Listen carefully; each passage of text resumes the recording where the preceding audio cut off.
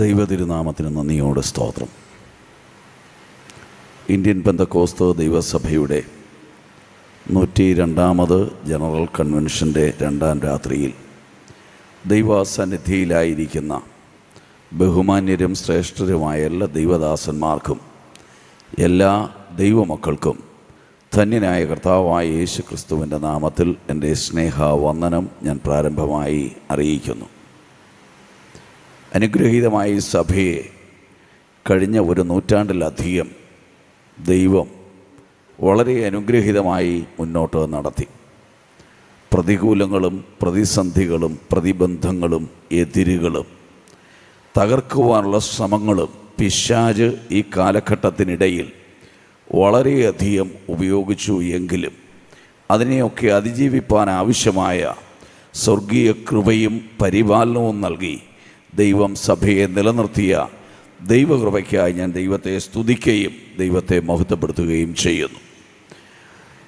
അനുഗ്രഹീതമായ രീതിയിൽ ഈ സഭയ്ക്ക് ആത്മീയ നേതൃത്വം കൊടുക്കുവാൻ ഈ കാലഘട്ടത്തിൽ ദൈവം നിയോഗിച്ചാക്കിയിരിക്കുന്ന കർത്താവിൽ ഏറ്റവും ശ്രേഷ്ഠനും ബഹുമാന്യനുമായ സഭയുടെ ജനറൽ പ്രസിഡൻറ്റ് ആദരണീയനായ pastor doctor T Valsan Abraham, അദ്ദേഹത്തോടൊപ്പം പ്രവർത്തിച്ചു കൊണ്ടിരിക്കുന്ന ജനറൽ എക്സിക്യൂട്ടീവ്സ്, അതുപോലെ ജനറൽ കൗൺസിൽ അംഗങ്ങൾ, സഭയുടെ വിവിധ തലങ്ങളിൽ സ്റ്റേറ്റ് കൗൺസിലുകൾക്കും റീജൻ കൗൺസിലുകൾക്കും നേതൃത്വം കൊടുക്കുന്ന റീജൻ ഭാരവാഹികൾ, വേദിയിലായിരിക്കുന്ന അനുഗ്രഹീതരായ ദൈവദാസന്മാർ, ഗായക സംഘം, നിങ്ങൾക്കെല്ലാവർക്കും വിശേഷാൽ എൻ്റെ വന്ദനത്തെ ഞാൻ അറിയിക്കുന്നു. അനുഗ്രഹീതമായ 2 സന്ദേശങ്ങൾ ആത്മനിറവിൽ ഇന്ന് രാത്രി തൻ്റെ അഭിഷക്തന്മാരിലൂടെ ദൈവം നമ്മെ അറിയിച്ചു. ദൈവം നമുക്ക് തന്ന നല്ല സന്ദേശങ്ങൾക്കായി ഞാൻ ദൈവത്തെ സ്തുതിക്കുകയും ദൈവത്തെ മഹത്വപ്പെടുത്തുകയും ചെയ്യുന്നു. ബഹുമാന്യനായ അധ്യക്ഷൻ പാസ്റ്റർ ജോൺ റിച്ചാർഡിനെ ഓർത്തും IPCയിലെ ഏറ്റവും സീനിയർ മിനിസ്റ്ററായിരിക്കുന്ന പാസ്റ്റർ ബെഞ്ചമിൻ ചാനെ ഓർത്തും ദൈവത്തെ സ്തുതിക്കുന്നു. അവരോടൊപ്പം ഇവിടെ ആയിരിക്കുന്നതിൽ ഞാൻ സന്തോഷിക്കുന്നു. അല്പസമയത്തെ നമ്മുടെ ചിന്തയ്ക്കായിട്ട് എനിക്ക് ലഭിച്ചിരിക്കുന്ന ആ തിരുവചന ഭാഗം അപ്പോസ്തല പ്രവൃത്തികൾ 1-ാം അധ്യായം 8-ാം വാക്യവും യോഹന്നാൻ്റെ 1-ാം ലേഖനം 1-ാം അധ്യായത്തിൻ്റെ 1 മുതൽ 3 വരെയുള്ള വാക്യങ്ങളുമാണ്. ദയവായിട്ട് ആ തിരുവചന ഭാഗങ്ങൾ വായിക്കുക. എന്നാൽ പരിശുദ്ധാത്മാവ് നിങ്ങളുടെ മേൽ വരുമ്പോൾ നിങ്ങൾ ശക്തി ലഭിച്ചിട്ട് യെരുശലേമിലും യഹൂദ്യയിൽ എല്ലായിടത്തും ശമര്യയിലും ഭൂമിയുടെ അറ്റത്തോളവും എൻ്റെ സാക്ഷികൾ ആകുമെന്ന് പറഞ്ഞു. ആദ്യം മുതലുള്ളതും ഞങ്ങൾ കേട്ടതും സ്വന്തം കണ്ണുകൊണ്ട് കണ്ടതും ഞങ്ങൾ നോക്കിയതും ഞങ്ങളുടെ കൈ തൊട്ടതുമായ ജീവന്റെ വചനം സംബന്ധിച്ചു ജീവൻ പ്രത്യക്ഷമായി ഞങ്ങൾ കണ്ടു സാക്ഷീകരിക്കുകയും പിതാവിനോട് കൂടെയിരുന്ന് ഞങ്ങൾക്ക് പ്രത്യക്ഷമായ നിത്യജീവനെ നിങ്ങളോട് അറിയിക്കുകയും ചെയ്യുന്നു. ഞങ്ങൾ കണ്ടും കേട്ടുമുള്ളത് നിങ്ങൾക്ക് ഞങ്ങളോട് കൂട്ടായ്മ ഉണ്ടാകേണ്ടതിനോ നിങ്ങളോടും അറിയിക്കുന്നു. ഞങ്ങളുടെ കൂട്ടായ്മയോ പിതാവിനോടും അവൻ്റെ പുത്രനായ യേശുക്രിസ്തുവിനോടും ആകുന്നു. ദൈവസഭയുടെ ഏറ്റവും മഹത്തായ ദൗത്യം സുവിശേഷീകരണമാണ്. യേശുക്രിസ്തുവിൻ്റെ സാക്ഷികളാകുക എന്നുള്ളതാണ്. യേശുക്രിസ്തുവിനെ ലോകത്തിന് പരിചയപ്പെടുത്തുക എന്നുള്ളതാണ്. ആരാണ് യേശുക്രിസ്തു? യേശുക്രിസ്തു വെളിച്ചമാണ്. പാപത്തിൻ്റെ അന്ധകാരം ലോകത്തെ മുഴുവൻ ഇരുളിലാക്കി കഴിഞ്ഞപ്പോൾ ഇരുളിൽ കഴിയുന്ന ജനത്തിന് പ്രകാശം നൽകുവാൻ ജീവൻ്റെ വെളിച്ചമായ ക്രിസ്തു ഈ ലോകത്തിലേക്ക് വന്നു. ആ പ്രകാശത്തെ ലോകത്തിന് എത്തിച്ചു കൊടുക്കുക എന്നുള്ളതാണ് സുവിശേഷത്തിൻ്റെ പ്രധാനമായ ദൗത്യം. 2, എന്താണ് സുവിശേഷം? യേശുക്രിസ്തു പറഞ്ഞു, ഞാൻ തന്നെ വഴിയാണ്, ഞാൻ തന്നെ ജീവനാണ്, ഞാൻ സത്യമാണ്. എങ്ങോട്ട് പോകണമെന്നറിയാതെ വഴിമുട്ടി നിൽക്കുന്ന ധാരാളം ആളുകളുണ്ട്. അവർ വഴി കണ്ടെത്തിയിട്ടില്ല. ഭാരതത്തിലെ മഹാനായ ഒരു മനുഷ്യനുണ്ടായിരുന്നു, സുധാകർ എന്നായിരുന്നു അദ്ദേഹത്തിൻ്റെ പേര്. വളരെ ബുദ്ധിമാനായ ഒരു ചെറുപ്പക്കാരൻ. അദ്ദേഹം ഡൽഹി യൂണിവേഴ്സിറ്റിയിൽ വിദ്യാർത്ഥിയായിരിക്കുന്ന കാലത്ത് അന്നത്തെ ഡൽഹി യൂണിവേഴ്സിറ്റിയുടെ ചാൻസലർ ഇന്ത്യയുടെ പ്രസിഡൻറ്റും അതിനു മുൻപ് ഇന്ത്യയുടെ വൈസ് പ്രസിഡൻറ്റുമായിരുന്ന ഡോക്ടർ സർവേപ്പള്ളി രാധാകൃഷ്ണനായിരുന്നു. വളരെ ബുദ്ധിമാനായ മനുഷ്യനായിരുന്നു സർവേപ്പള്ളി രാധാകൃഷ്ണൻ. സർവേപ്പള്ളി രാധാകൃഷ്ണൻ ലോകമറിയപ്പെടുന്ന ഏറ്റവും പ്രഗത്ഭനായ ഈസ്റ്റേൺ ഫിലോസഫറായിരുന്നു, പൗരസ്ത്യ തത്വ ചിന്തകനായിരുന്നു. സുധാകർ ഡോക്ടർ രാധാകൃഷ്ണൻ്റെ അടുക്കിലേക്ക് ചെന്നു. അന്ന് അദ്ദേഹം ഡൽഹി യൂണിവേഴ്സിറ്റിയിൽ പഠിക്കുന്നു. ചാൻസലറായി ഡോക്ടർ രാധാകൃഷ്ണൻ അധ്യാപക വൃത്തി ചെയ്യുന്നു. അദ്ദേഹത്തോട് പറഞ്ഞത് ഇങ്ങനെയാണ്: സർ, ഞാൻ സത്യം അന്വേഷിച്ച് ലോകത്തിൽ ഒത്തിരി ഇടത്ത് യാത്ര ചെയ്തു. പള്ളികളിൽ പോയി, ക്ഷേത്രങ്ങളിൽ പോയി, ഗുരുദ്വാരകളിൽ പോയി, ഞാൻ മോസ്കുകളിൽ പോയി, കാണാകുന്ന ഗുരുക്കന്മാരെ മുഴുവൻ കണ്ടു. അവരോടെല്ലാം സത്യത്തെക്കുറിച്ച് അന്വേഷിച്ചു. അവരെല്ലാവരും ശരിയായ വഴി പറഞ്ഞു തരുന്നതിൽ പരാജയപ്പെട്ടു. പക്ഷേ എനിക്ക് ആ വഴി കാണിച്ചു തരുവാൻ അങ്ങയ്ക്ക് കഴിയും എന്ന് ഞാൻ മനസ്സിലാക്കുന്നു. വളരെ ശാന്തനായി ഡോക്ടർ രാധാകൃഷ്ണൻ തൻ്റെ പഠനമുറിയിലേക്ക് പോയി. ഒരു ചെറിയ പുസ്തകം കൊണ്ടുവന്നു. ആ പുസ്തകം സുധാകർ എന്ന ചെറുപ്പക്കാരൻ്റെ കയ്യിൽ കൊടുത്തു. സുധാകരൻ്റെ കയ്യിൽ ആ പുസ്തകം കിട്ടിയപ്പോൾ അദ്ദേഹം അത് മറിച്ചു നോക്കുന്നതിന് മുൻപ് തന്നെ ഡോക്ടർ രാധാകൃഷ്ണൻ പറഞ്ഞു, നീ അന്വേഷിക്കുന്നത് എന്താണോ അത് ഈ പുസ്തകത്തിലുണ്ട്. സുധാകരൻ്റെ കയ്യിൽ ഡോക്ടർ രാധാകൃഷ്ണൻ കൊടുത്ത പുസ്തകം വിശുദ്ധ ബൈബിളിലെ യോഹന്നാൻ്റെ സുവിശേഷമായിരുന്നു. അതിനെ ഉദ്ധരിച്ചുകൊണ്ട് ഡോക്ടർ രാധാകൃഷ്ണൻ ഇത്രയും മാത്രം പറഞ്ഞു: ദൈവത്തിൻ്റെ മനുഷ്യാവതാരത്തെ മനുഷ്യന് ലഭിച്ചിട്ടുള്ള അറിവുകളിൽ ഏറ്റവും ഭംഗിയായും യുക്തിഭദ്രമായും താത്വികമായും രേഖപ്പെടുത്തിയിട്ടുള്ള ഏക ഗ്രന്ഥമാണ് വിശുദ്ധ ബൈബിളിലെ യോഹന്നാൻ്റെ സുവിശേഷം.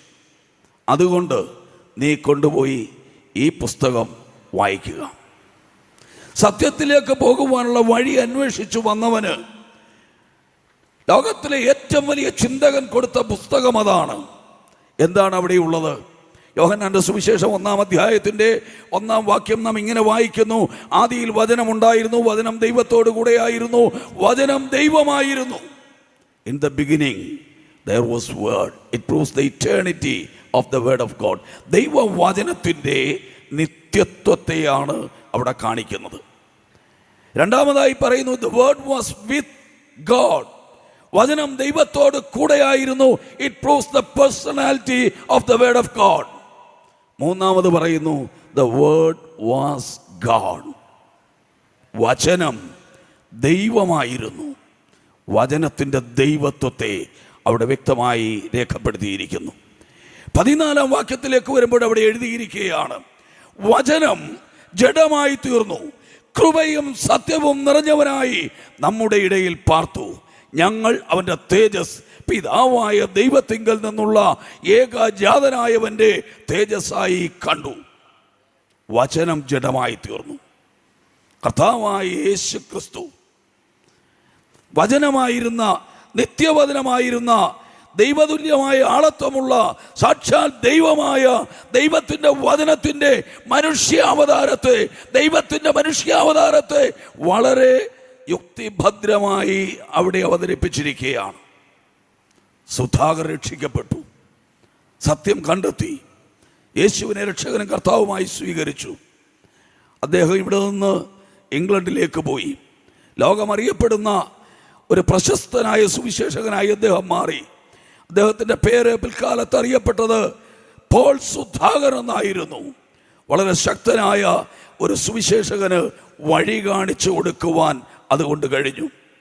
എന്നെ കേൾക്കുന്ന പ്രിയമുള്ളവരെ, ഇവിടെ എഴുതിയിരിക്കുന്നു, പരിശുദ്ധാത്മാവ് നിങ്ങളുടെ മേൽ വരുമ്പോൾ നിങ്ങൾ ശക്തി ലഭിച്ചിട്ട്. ദൈവസഭയുടെ കൈമുതൽ എന്ന് പറയുന്നത് പരിശുദ്ധാത്മാവിൻ്റെ ശക്തിയാണ്. പരിശുദ്ധാത്മാവിൻ്റെ അഭിഷേകത്തോടെ, പരിശുദ്ധാത്മാവിൻ്റെ നിയോഗത്തോടെ, പരിശുദ്ധാത്മാവിൻ്റെ മുന്നോട്ടുള്ളതായ നമ്മോടൊപ്പമുള്ള ആ നടപ്പിൽ യേശുവിൻ്റെ സാക്ഷിയാകുവാൻ ദൈവം നമ്മെക്കുറിച്ച് ആഗ്രഹിക്കുകയാണ്. ഇവിടെ പറയുന്നത് സാക്ഷികളാകുമെന്നാണ്. അപ്പോസ്തല പ്രവൃത്തികളിൽ തന്നെ വിറ്റ്നസ് എന്നുള്ള വാക്ക്, സാക്ഷിയാകുമെന്നുള്ള വാക്ക് 29 പ്രാവശ്യം രേഖപ്പെടുത്തിയിട്ടുണ്ട്. പുതിയ നിയമസഭയുടെ ആദ്യ ചരിത്രമാണ് അപ്പോസ്തല പ്രവൃത്തികൾ. ആ പുസ്തകത്തിൽ 29 പ്രാവശ്യമുണ്ടെങ്കിൽ അതിനുശേഷം എത്രയോ മില്യൺസ് ആൻഡ് മില്യൺസ് ടൈംസ് ഈ സാക്ഷ്യം എന്നുള്ള വാക്ക് എഴുതുകയും പറയുകയും പ്രസംഗിക്കുകയും ചെയ്തിട്ടുണ്ട്. ദൈവം നമ്മെ വിളിച്ചിരിക്കുന്നത് ആ സാക്ഷ്യം വഹിക്കുവാൻ വേണ്ടിയാണ്. നിങ്ങൾ ശക്തി ലഭിച്ചിട്ട് എന്താണ് സാക്ഷ്യം? അപ്പോസ്തല പ്രവൃത്തികൾ തന്നെ പറഞ്ഞിരിക്കുകയാണ്, ഞങ്ങൾ കണ്ടും ഞങ്ങൾ കേട്ടുമുള്ളത് നിങ്ങളോട് സാക്ഷീകരിക്കും. ഞങ്ങൾ കണ്ടത്, അനുഭവിച്ചതാണ്, ഞങ്ങൾ കേട്ടത്, കേട്ട് മനസ്സിലാക്കിയതാണ്. ഒരു കോടതിയിൽ സാക്ഷി പറയാൻ ചെന്നാൽ അവിടെ സാക്ഷി പറയുന്നവൻ്റെ അഭിപ്രായങ്ങൾ കോടതിക്ക് വേണ്ട, അതിന് വിലയില്ല. അവൻ കണ്ടത്, അവൻ കേട്ടത്, അവൻ മനസ്സിലാക്കിയത്, അവൻ അനുഭവിച്ചത്, അതാണ് കോടതിക്ക് അറിയേണ്ടത്. യഥാർത്ഥ സാക്ഷ്യം എന്ന് പറയുന്നത് അഭിപ്രായ പ്രകടനങ്ങളല്ല. സുവിശേഷത്തെക്കുറിച്ചുള്ള അഭിപ്രായ പ്രകടനങ്ങളും വ്യാഖ്യാനങ്ങളുമല്ല ഇന്നത്തെ ലോകത്തിന് ആവശ്യമായിരിക്കുന്നത്. മറിച്ച് ഇന്നത്തെ ലോകത്തിന് ആവശ്യമായിരിക്കുന്നത് സത്യസുവിശേഷത്തിൽ നിന്ന് നാം എന്തനുഭവിച്ചുവോ, യേശു ക്രിസ്തുവിൽ നിന്ന് നാം എന്ത് പ്രാപിച്ചുവോ, നമുക്ക് എന്ത് അനുഗ്രഹം ലഭിച്ചുവോ അത് ലോകത്തിന് പങ്കുവെച്ചു കൊടുക്കുക എന്നുള്ളതാണ്. വിറ്റ്നസ് ചെയ്യുക, അതാണ് ദൈവം നമ്മിൽ നിന്ന് ആഗ്രഹിക്കുന്നത്. സദൃശവാക്യങ്ങളിൽ ഇങ്ങനെ എഴുതിയിരിക്കുന്നു. 14-ാം അധ്യായത്തിൻ്റെ 25-ാമത്തെ വാക്യത്തിൽ, സത്യസാക്ഷി പ്രാണരക്ഷ വരുത്തുന്നു, മരണത്തിൽ നിന്നുള്ള മോചനം കൊടുക്കുന്നു, പാപത്തിൽ നിന്നുള്ള മോചനം കൊടുക്കുന്നു. ക്രിസ്തീയ ദൗത്യം സാക്ഷീകരണമാണെങ്കിൽ അനേകരെ വിടുവിക്കുവാൻ, അവരെ ബന്ധനങ്ങൾ നഴിക്കുവാൻ, അവരുടെ മരണത്തിൽ നിന്ന്, പാപത്തിൻ്റെ ശമ്പളമായ മരണത്തിൽ നിന്ന് അവരെ മോചിപ്പിക്കുവാൻ, അവരെ ജീവനിലേക്ക് കൊണ്ടുവരുവാൻ ദൈവം നമ്മെ നിയോഗിച്ചാക്കിയിരിക്കുകയാണ്. സുവിശേഷീകരണം എന്ന് പറയുന്നത് കഥാകാലക്ഷേപമല്ല, പ്രാസം ഒപ്പിച്ച് കുറേ കഥ പറയുന്നതല്ല, ആരെയെങ്കിലും ഒക്കെ കുറ്റം പറയുന്നതല്ല, മറ്റൊരുവൻ്റെ തെറ്റ് ചൂണ്ടിക്കാണിക്കുന്നതല്ല. സുവിശേഷീകരണം എന്ന് പറയുന്നത് യേശുവിനെ ചൂണ്ടിക്കാണിക്കുന്നതാണ്. യേശു ക്രിസ്തു പറഞ്ഞു, ഞാനോ ഉയർത്തപ്പെട്ടാൽ സകല മനുഷ്യരെയും എങ്കിലേക്ക് ആകർഷിക്കും. നമ്മുടെ സുവിശേഷത്തിൽ ഉയർത്തപ്പെടേണ്ടത് യേശു ക്രിസ്തുവാണ്. ആക്ഷേപഹാസ്യത്തിന് വേദികളിൽ ഇടമുണ്ടാകരുത്. പൗലോസ് അപ്പോസ്തലൻ പറഞ്ഞ ഒരു വാചകമുണ്ട്, ഞാൻ വളരെ വളരെ പ്രാവശ്യം ചിന്തിച്ചിട്ടുള്ള ഒരു വാക്യമാണ്. പൗലോസ് പറയുകയാണ്, ക്രൂശിക്കപ്പെട്ടവനായ ക്രിസ്തുവിനെ ഞാൻ നിങ്ങളുടെ മുൻപാകെ വരച്ച് കാണിച്ചിരിക്കെ നിങ്ങളെ ക്ഷുദ്രം ചെയ്ത് മയക്കിയതാര്? യേശുവിനെ വരച്ചു കാണിക്കുക. എങ്ങനെ വരച്ചു കാണിച്ചു? 45-ാം സങ്കീർത്തനത്തിൽ പറയുന്നു, എൻ്റെ നാവ് സമർത്ഥനായ ലേഖകന്റെ എഴുത്തുകോലാകുന്നു. നമ്മുടെ അധരങ്ങൾ കൊണ്ട് ആത്മനിറവിൽ ദൈവത്തിൻ്റെ വചനം സംസാരിക്കുമ്പോൾ ക്രൂശിതനായ, വീണ്ടെടുപ്പുകാരനായ, രക്ഷകനായ, വഴിയായ യേശു ക്രിസ്തുവിനെ മറ്റുള്ള മുൻപാകെ അവൻ്റെ ക്രൂശീകരണത്തെ വരച്ചു കാണിപ്പാനായി കഴിയും. നമ്മുടെ ഓരോ പ്രസംഗങ്ങളിലും ഉയർത്തപ്പെടേണ്ടത് ക്രൂശിതനായ ക്രിസ്തു. സുവിശേഷമെന്നത് പരിശുദ്ധാത്മാവെന്ന് പറയുന്നത് സഭയെ സംബന്ധിച്ച് ഒരു ആലങ്കാരികമല്ല, ആഡംബരമല്ല, മറിച്ച് അത്യാവശ്യമാണ്. പരിശുദ്ധാത്മാവ് സഭയിൽ ഉണ്ടായിരിക്കണം. ചിലയിടങ്ങൾക്ക് പരിശുദ്ധാത്മാവിനെയും പരിശുദ്ധാത്മാവിൻ്റെ പ്രവർത്തനങ്ങളെയും ഒക്കെ ആലങ്കാരികമായോ ആഡംബരമായോ ഉപയോഗിക്കുമെന്ന് മനസ്സിലാക്കാൻ കഴിയും. വേണ്ട, ഇത് പരിശുദ്ധാത്മാവിൻ്റെ പ്രവർത്തനം ദൈവത്തിൻ്റെ സഭയിൽ അത്യന്താപേക്ഷിതമാണ്. ഇവിടെ പറഞ്ഞിരിക്കുക, നിങ്ങൾ ഭൂലോകത്തിൻ്റെ അറ്റത്തോളം എൻ്റെ സാക്ഷികളാകും. അപ്പോസ്തല പ്രവൃത്തികൾ 1-ാം അധ്യായം മുതൽ 7-ാം അധ്യായം വരെ എഴുതിയിരിക്കുന്നു യെരുശലേമിലെ സാക്ഷ്യം. യെരുശലേമിലും യഹൂദ്യയിൽ എല്ലായിടത്തും ശമര്യയിലും ഭൂമിയുടെ അറ്റത്തോളം എൻ്റെ സാക്ഷികളാകുമെന്നാണ് ആ വാക്യത്തിൽ എഴുതിയിരിക്കുന്നത്. ഒന്ന്, 1-ാം അധ്യായത്തിൻ്റെ 7 മുതൽ യെരുശലേമിൽ സാക്ഷികളായതിൻ്റെ ചരിത്രമാണ് അപ്പോസ്തല പ്രവൃത്തികൾ പറഞ്ഞിരിക്കുന്നത്. അതിൻ്റെ 8-9 അധ്യായങ്ങളിൽ അപ്പോസ്തല പിതാക്കന്മാർ യഹൂദ്യയിലും ശമരിയയിലും സാക്ഷികളായ ചരിത്രമാണ് രേഖപ്പെടുത്തിയിരിക്കുന്നത്. അതിൻ്റെ തുടർച്ചയിലേക്ക് വരുമ്പോൾ 10 മുതൽ 28 വരെയുള്ള അധ്യായങ്ങളിൽ ഭൂലോകത്തിൻ്റെ അറ്റത്തോളം ജാതികളുടെ ഇടയിലേക്ക് ചെന്ന് ദൈവത്തിൻ്റെ വചനം അറിയിക്കുന്നതിനെക്കുറിച്ചുള്ള സാക്ഷ്യ വിവരമാണ് രേഖപ്പെടുത്തിയിരിക്കുന്നത്. അന്ന് അത് ഇന്നും തുടർന്നു കൊണ്ടിരിക്കുകയാണ്. അന്ന് കൊണ്ട് അവസാനിച്ചില്ല. ഇന്നും യേശുവിൻ്റെ സാക്ഷികൾ ഭൂലോക സീമകൾ എവിടെ വരെയുണ്ടോ അവിടെ വരെ എത്തിക്കൊണ്ടിരിക്കുകയാണ്.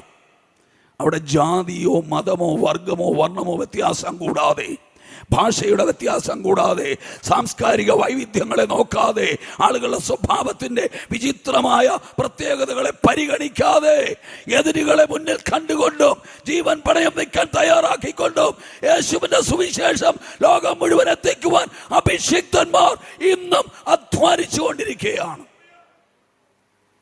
പൗലോസ് പറഞ്ഞൊരു വാചകമുണ്ട്, എങ്കിലും എൻ്റെ പ്രാണനെ ഞാൻ വിലയേറിയതായി എണ്ണുന്നില്ല. ഇവിടെ ഇരിക്കുന്ന ദൈവദാസന്മാരോട് ഞാൻ ചോദിക്കുകയാണ്, പൗലോസിനെ പോലെ ഹൃദയത്തിൻ്റെ അടിത്തട്ടിൽ നിന്ന് ആത്മാർത്ഥതയോടെ എത്ര പേർക്ക് പറയാൻ കഴിയും, എൻ്റെ പ്രാണനെ ഞാൻ സുവിശേഷത്തിന് വേണ്ടി കൊടുക്കാൻ തയ്യാറാണ്, ആത്മാക്കളുടെ രക്ഷയ്ക്ക് വേണ്ടി ബലിയർപ്പിക്കുവാൻ തയ്യാറാണ്. എൻ്റെ പ്രാണനേക്കാൾ എനിക്ക് വലുത് യേശുവിൻ്റെ സാക്ഷിയാകുന്നതാണ്. എൻ്റെ പ്രാണനേക്കാൾ എനിക്ക് വലുത് ആത്മാക്കളുടെ രക്ഷയാണ്. എൻ്റെ പ്രാണനേക്കാൾ എനിക്ക് വലുത് ജനത്തെ പാപത്തിൽ നിന്ന് ദൈവകൃപയിലേക്ക് കൊണ്ടുവരുന്നതാണ്.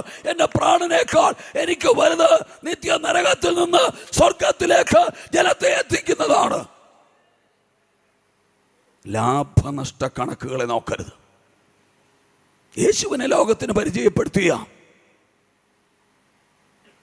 ഭംഗിയായി പരിചയപ്പെടുത്തിയ യോഹന്നാൻ സ്നാപകൻ കാരാഗൃഹത്തിൽ കിടന്നുകൊണ്ട് ശിഷ്യന്മാരെ യേശുവിൻ്റെ അടുക്കൽ അയച്ചിട്ട് ചോദിക്കുക, വരുവാനുള്ളവൻ നീയോ അതോ ഞങ്ങൾ മറ്റൊരുവനെ കാത്തിരിക്കണമോ? എന്താ യോഹന്നാൻ ഇനി അങ്ങനെ ചോദിക്കാൻ കാരണം? യോഹന്നാൻ സ്നാപകൻ പ്രതീക്ഷിച്ചത് യേശു മിശിഹായായി വന്ന് ഇവിടെ രാജ്യം യഥാസ്ഥാനമാക്കും. ആ മിശിഹായുടെ രാജ്യത്തിൽ മാന്യമായ ഒരു ഔദ്യോഗിക പദവി എനിക്ക് ലഭിക്കും. പക്ഷേ ചിന്തകളും തൻ്റെ ആഗ്രഹങ്ങളും എല്ലാം വിഫലമായി കാരാഗ്രഹത്തിൽ കിടക്കുക. അറിയാം, മണിക്കൂറുകൾ കഴിയുമ്പോൾ ഗളച്ഛേദം ചെയ്യും. താലത്തിൽ കാഴ്ച വസ്തു പോലെ കൊണ്ടുപോകും. സ്വന്തം പ്രാണനെ വിലയേറിയതായി എണ്ണാൻ കഴിയുമോ? അവിടെ കിടന്നുകൊണ്ട് യേശുവിനെ പരിചയപ്പെടുത്തിവൻ, ലോകത്തിന് പരിചയപ്പെടുത്തിവൻ. എങ്ങനെ പരിചയപ്പെടുത്തി? എൻ്റെ പിന്നാലെ ഒരുവൻ വരുന്നുണ്ട്, അവൻ്റെ ചെരുപ്പിൻ്റെ വാറഴിപ്പാൻ ഞാൻ യോഗ്യനല്ല. വീണ്ടും പറയുന്നു, ഇതാ ലോകത്തിൻ്റെ പാപത്തെ ചുമക്കുന്ന ദൈവത്തിൻ്റെ കുഞ്ഞാട്. അതേ യോഹന്നാൻ ചോദിക്കുക, വരുവാനുള്ളവൻ നീയോ അതോ ഞങ്ങൾ മറ്റൊരുവനെ കാത്തിരിക്കണമോ? സബദിപുത്രന്മാരുടെ അമ്മ യേശുവിൻ്റെ അടുക്കൽ വന്ന് പറഞ്ഞു, നീ രാജ്യത്വം പ്രാപിച്ചു വരുമ്പോൾ എൻ്റെ മക്കളിൽ ഒരുവനെ ഇടത്തും വലത്തും നിർത്തണം. ബന്ധം കൂടെയുണ്ടവർക്ക്, കുടുംബ ബന്ധമുണ്ട്, അമ്മയുടെ സഹോദരിയാണ്. പലരും യേശുവിൻ്റെ പിറകെ ഇറങ്ങിയതും സുവിശേഷവുമായി ഇറങ്ങിത്തിരിച്ചതും ഒരുപക്ഷെ ഭൗതികം നോക്കിക്കൊണ്ടാണ്, സ്ഥാനമാനങ്ങളും പദവികളും നോക്കിക്കൊണ്ടാണ്. അതിനുവേണ്ടി എന്തും ചെയ്യാൻ മടിയില്ലാത്തവരായി ഇറങ്ങിക്കൊണ്ടിരിക്കുകയാണ്. എന്നാൽ സുവിശേഷത്തിൻ്റെ സാക്ഷിയാകാൻ ദൈവം നിന്നെ വിളിച്ചത് നിനക്ക് ഉള്ളത് നഷ്ടപ്പെടുത്തുവാൻ കൂടെ തയ്യാറായിക്കൊണ്ട് ഇറങ്ങിത്തിരിക്കുവാൻ വേണ്ടിയാണ്. എങ്കിലും എൻ്റെ പ്രാണനെ ഞാൻ വിലയേറിയതായി എണ്ണുന്നില്ല. 2, എനിക്ക് ലാഭമായിരുന്നത് ഒക്കെയും ക്രിസ്തു നിമിത്തം ഞാൻ ഛേദമെന്നെണ്ണി. എന്തെല്ലാം നേടാമായിരുന്നു? ഒന്നും വേണ്ട. പദവികളും അംഗീകാരങ്ങളും വേണ്ടെന്ന് വെച്ചു, സമ്പത്ത് വേണ്ടെന്ന് വെച്ചു. എന്ത് കഷ്ടവും സഹിക്കുവാൻ തയ്യാറായിക്കൊണ്ട് ഇറങ്ങിത്തിരിച്ച ഒരു പൗലോസ് അപ്പോസ്തലൻ. ആരാണ് നമ്മുടെ മാതൃക? എന്താണ് ദൈവമക്കൾ എന്നുള്ള രീതിയിൽ നമ്മുടെ കാഴ്ചപ്പാട്? എന്താണ് നമ്മളുടെ തീരുമാനം? യോഹന്നാൻ എഴുതിയ ലേഖനം 1-ാം അധ്യായത്തിൻ്റെ 1 മുതൽ 3 വരെയുള്ള വാക്യങ്ങൾ.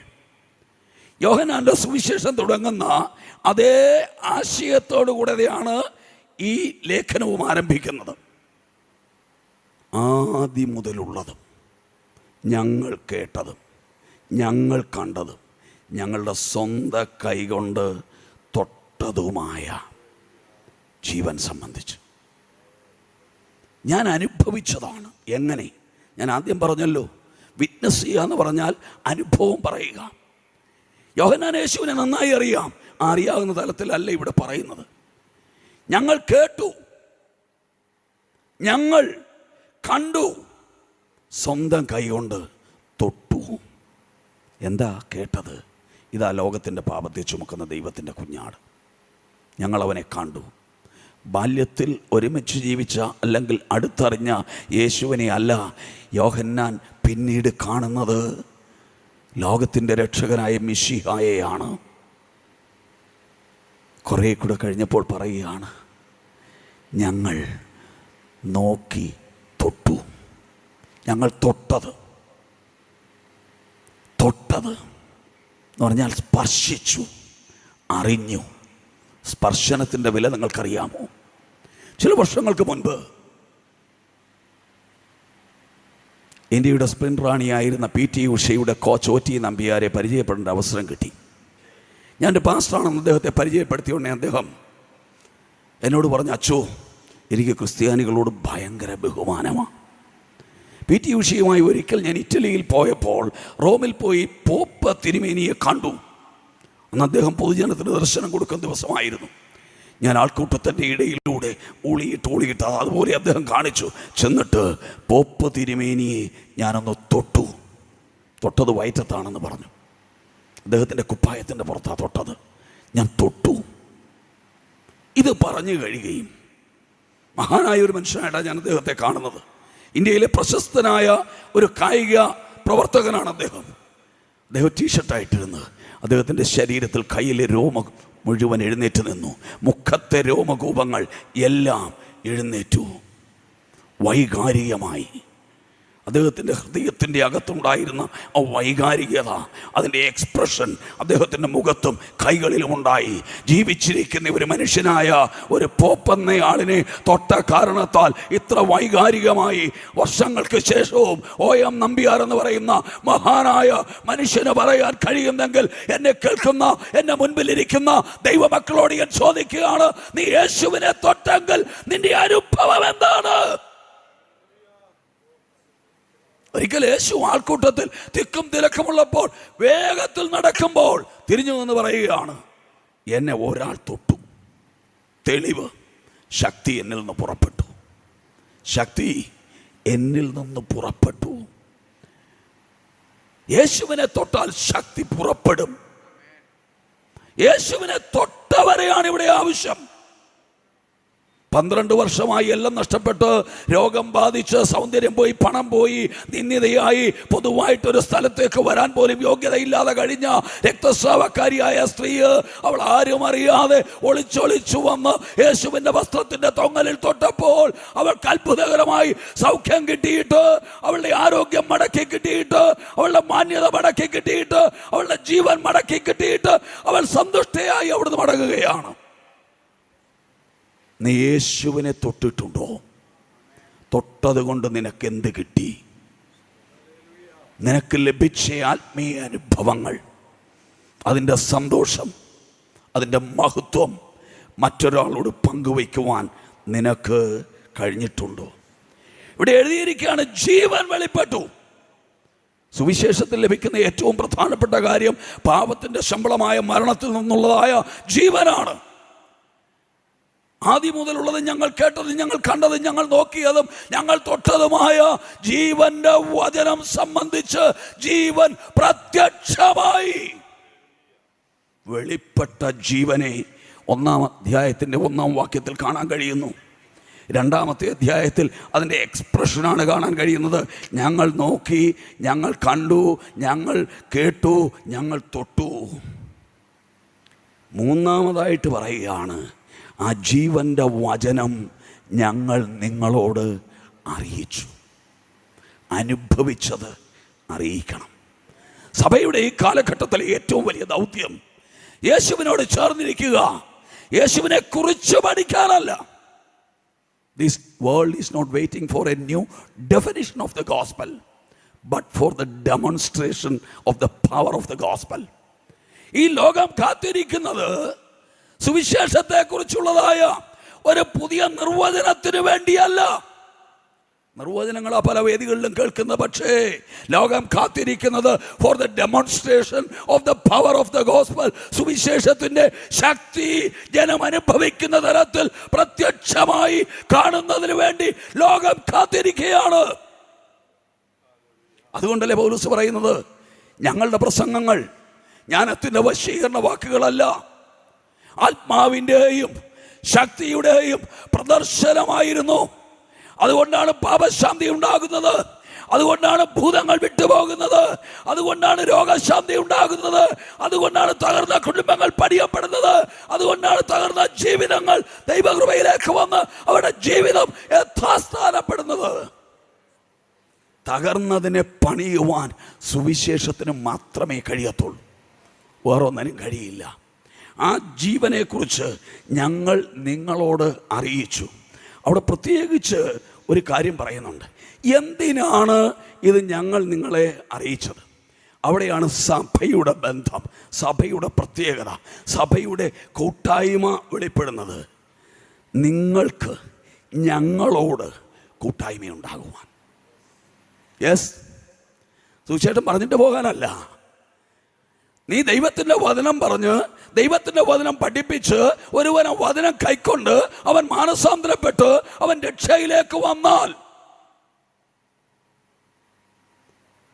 അവൻ ഈ കൂട്ടായ്മയിലേക്ക് വരണം. രക്ഷിക്കപ്പെടുന്നവർ ദിനം പ്രതി സഭയോട് ചേർന്നു. 11 കൂടെ പത്രോസ് എഴുന്നേറ്റ് നിന്ന് പ്രസംഗിച്ചപ്പോൾ മാനസാന്തരപ്പെട്ട് സ്നാനപ്പെട്ട 3000 പേർ സഭയോട് ചേർന്നു. ഈ കാലഘട്ടങ്ങളിൽ ജനം സഭയോട് ചേരാൻ ഒരുപാട് തടസ്സങ്ങളുണ്ട് എന്ന് നാം പറയുന്നു. എന്നാൽ ഞാൻ പറയട്ടെ, വെല്ലുവിളിയും തടസ്സവും ഉള്ള ഇടത്താണ് സുവിശേഷം ശരിയായ രീതിയിൽ പ്രാവർത്തികമാക്കുന്നത്, ജനം മാനസാന്തരപ്പെടുന്നത്, ജനം ദൈവകൃപയിലേക്ക് വരുന്നത്. പ്രതികൂലങ്ങളുടെ മുൻപിൽ പകച്ചു നിൽക്കുന്നവരല്ലേ അഭിഷിക്തന്മാർ? പ്രതികൂലങ്ങളെ നേരിടുന്നവരാണ്. അതാ പൗലോസ് അപ്പോസ്തലൻ പറഞ്ഞ, എങ്കിലും എൻ്റെ പ്രാണനെ ഞാൻ വിലയേറിയതായി എണ്ണുന്നില്ല. എന്തിനു വേണ്ടി? നിങ്ങൾക്ക് ഞങ്ങളോട് കൂട്ടായ്മ ഉണ്ടാകുവാൻ. ആദിമകാലങ്ങളിൽ സഭയിൽ ആളുകളുടെ എണ്ണം ഒട്ടുമില്ലാതെ ഇരുന്ന കാലത്ത് ജനം സഭയിലേക്ക് കടന്നു വന്നത് വെറുതെ അല്ല.